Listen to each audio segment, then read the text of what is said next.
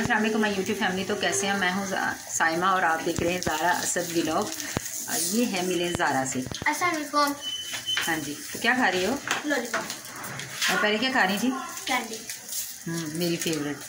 अच्छा जी, तो हमारी अफजल साहब की हो गई है तबीयत ख़राब, ज़ुकाम बुखार बहुत ज़बरदस्त किस्म का है। आज अफजल साहब घर पर हैं और उनकी तबीयत ख़राब है, तो अफजल साहब के लिए यहाँ मैं बना रही हूँ चाय। शाम का वक्त हो चुका है, तकरीबन 8:30 का टाइम है। रात खाना खा लिया अफजल साहब ने। आज मैंने आलू चिकन का सालन बनाया है, तो यहाँ पर मैं बना रही हूँ अफजल साहब के लिए चाय। और एग बॉयल हो रहा है स्टीम की वजह से, अभी स्टीम जी। ये एग बॉयल कर रही हूँ और साथ में चाय बना रही हूँ। और कल है शब बारात, तो कल की वीडियो आपके साथ ज़रूर आएगी। छोटी सी ये इतनी सी आपको इन्फॉर्मेशन देनी थी कि हमारे अफजल साहब हो गए बीमार। प्लीज़ अफजल साहब के लिए दुआ करें, वो जल्दी से ठीक हो जाए। मिलती हूँ कल एक अच्छी सी वीडियो के साथ।